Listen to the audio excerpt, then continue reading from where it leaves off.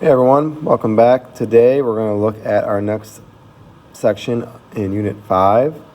We're going to talk about two different topics which kind of go hand in hand. First of all, determining intervals on which a function is increasing or decreasing. And off of that, using something called the first derivative test to determine where relative or local extrema are located. Okay? So first of all, increasing or decreasing functions, they're pretty obvious. If a function as x goes to the right, if the y values go down, that's called a decreasing function. If the y values stay the same, that's called a constant function. If the y values go up, that's called an increasing function. Okay? So in calculus, how do we know that? Well, look at the slopes of each. A decreasing function has a negative slope, so the derivative is negative. A constant function has zero slope, so the derivative is zero. An increasing function has a positive slope, so its derivative would be positive. So we're looking at a function like this. This is the derivative, right? So the graph shown to the right is of f prime. So this is f prime of x. And it says to find the critical values of f and state on the intervals which f is increasing or decreasing with justifications as well. Always justifications in this unit. Okay? So first of all, the critical numbers. The critical numbers are where the derivative is zero or undefined. Well, this is never undefined. You can see it's always defined. But it is zero a couple times. So our critical numbers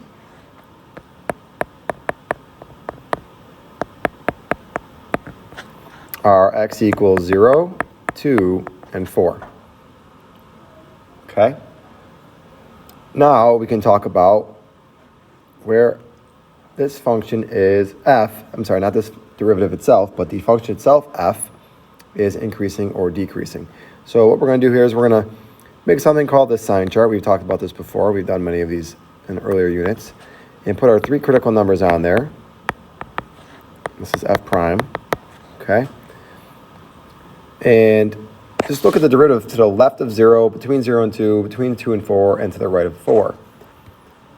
To the left of 0, f prime is negative. Between 0 and 2, it's positive. Between 2 and 4, it's negative. And to the right of 4, it's positive. So what is the actual function doing? Decreasing, increasing, decreasing, and increasing. So to justify this, we're going to write a sentence out for each of these individually. And the sentence, again, what we want to do in these sentences is we want to talk about what's happening, where it's happening at, and how do we know that's happening. So our function is decreasing where? On negative infinity to 0 and 2 to 4. And how do I know that?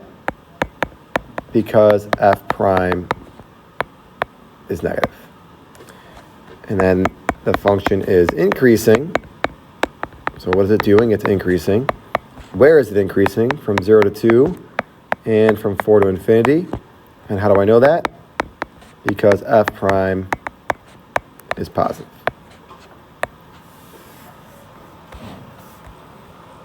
That's all well and good if we have a graph of the derivative. However, usually we will not have access to a graph of the derivative. Instead, what we'll have to do is deal with a function such as this. Find intervals on which this function is increasing or decreasing. So the first thing we should probably do is find the derivative. And that would be at 3x squared minus 3x.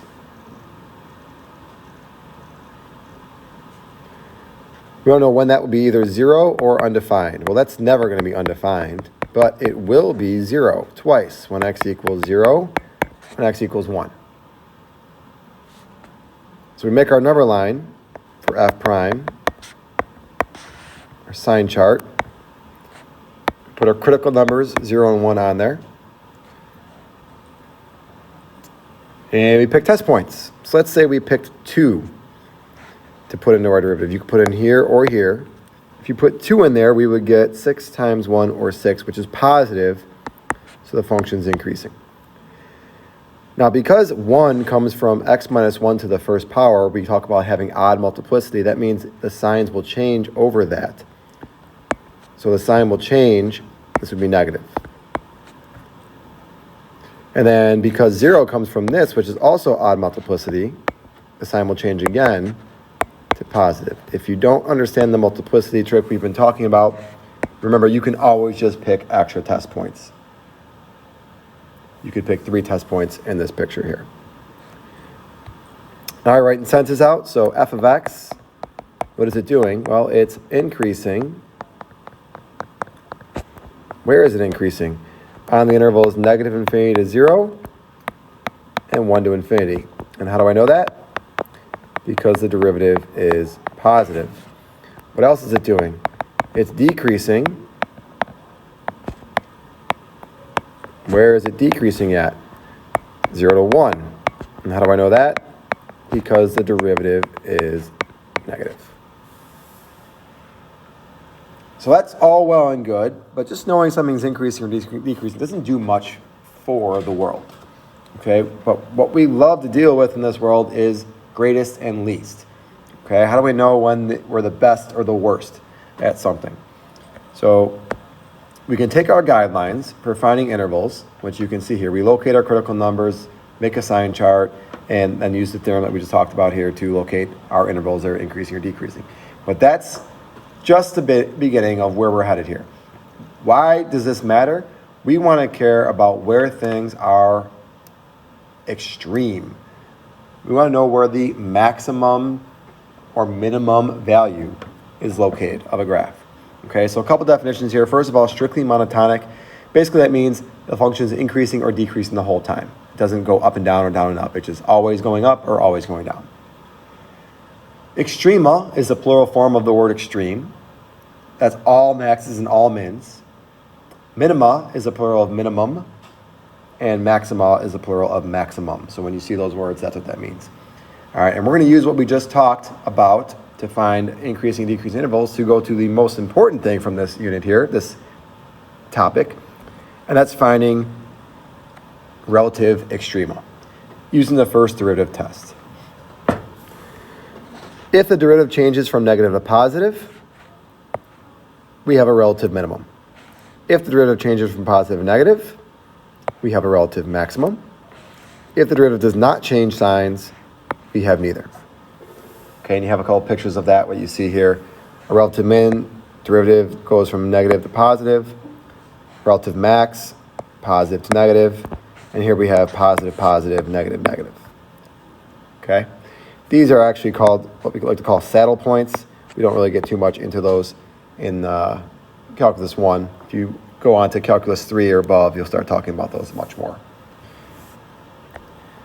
All right, so here we're going to take a look at applying our first derivative test to the function f of x on the interval 0 to 2 pi. Usually they won't give you an interval to deal with, but for a problem that's trig related like this, if they don't give you an interval on the problem, you're probably going to have infinitely many answers, which is not really good.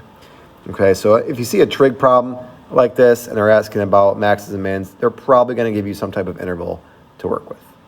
Okay, so let's take a look at our problem. We have f of x. We want to know where the extrema are located. So the first thing we're going to do is find our critical points by taking our derivative and seeing where that derivative is either 0 or undefined. The function 1/2 is never going to be undefined. The function cosine is never going to be undefined. So this function, this derivative here, will never be undefined. All right? But it might be 0. Let's see. In fact, it will be 0. And like we talked about here, it would actually be 0 infinitely many times because the cosine of x would equal 1/2 infinitely many times. That's why we had to give an interval for this problem. Okay? On the interval 0 to 2 pi, the cosine is not 1/2 infinitely many times. It only happens 2 times on the interval 0 to 2 pi. And that would be at pi over 3 and 5 pi over 3. So those are our critical points for this problem. Next thing you're going to do now is you're going to set up a number line. Well, actually, in this case, it's a number segment because we're only going from 0 to 2 pi. And you're going to put your critical points on there. Okay, this is the f prime of x number line. And you're going to pick test points on there and see what we get back. So let's say, for example, you picked pi over 4. So put that back into here. 1/2 minus cosine pi over 4. 1/2 minus root 2 over 2. That's going to be a negative number. Do we really care about the actual value? No. We just care that it's negative. That's all. All right, for the middle one, let's say you picked pi. So 1/2 minus cosine of pi. 1/2 minus -1. That would be positive, so increasing function. And let's say for the last one you picked 7 pi over 4 or 11 pi over 6. We're going to get back a negative answer for that one. All right, so previously we discussed, okay, the function is decreasing and then increasing and then decreasing. But now we can go one step further using the first derivative test. If the function derivative changes signs from negative to positive, that means the function is going down and then up. So what must be happening here? This would be a relative minimum. If the derivative changes signs from positive to negative, that means the original function is going up to down, so this point must be a relative maximum. Okay, so again, same things for our sentences. What's happening, where is it happening at, and how do I know that's happening? So, f of x has a relative or local minimum at x equals pi over 3. So what's happening and where it's happening. And now how do I know? Because, or since, f prime of x changes signs here. It changes from negative to positive. Okay, and then we're going to do the same thing for relative maximum. All right, so it's basically the same sentence with a couple small changes here. Let me change the color up so you don't get these confused. All right, so it's not a minimum, it's obviously a maximum. And it's at 5 pi over 3. And that's because the derivative changes signs from positive to negative. Okay, if we wanted to get the y values back, that's fine. We could take pi over 3 and 5 pi over 3 and put them back into our original function to find them. But sometimes we're not needed to do so.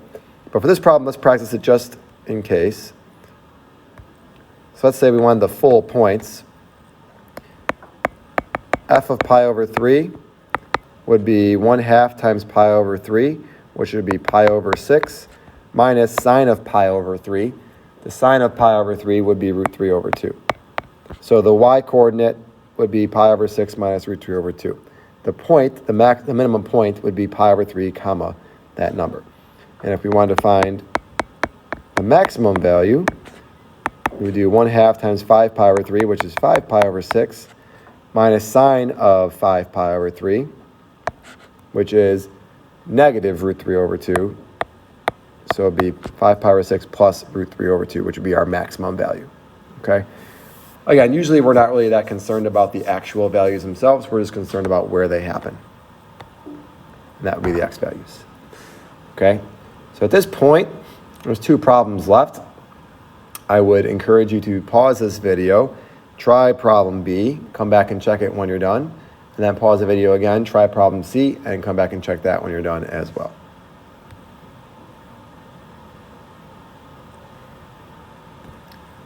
All right, here is the work and answer for problem B.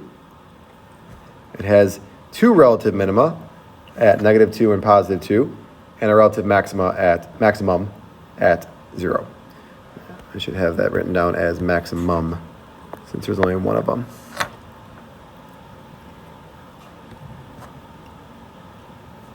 And then part C, good idea here to first rewrite the equation. 3 critical points, at -1, 0, and +1. This one's a little bit tricky because when you do your sine chart here, it looks as though there's a minimum, maximum, and minimum. But upon closer inspection, we cannot put 0 into our original equation. If we did, we would get undefined. So in fact, nothing is happening at 0. There are some minimums here and here, but there is no relative maximum at 0. So write your sentence out for relative minimum, and there are no relative maximums. Okay? And then finally, you can see pictures of each tree to check our answers that we came up with for those last 3 problems. Okay, that'll do it for today's lesson. Thanks again for checking out my video today, and we'll see you soon.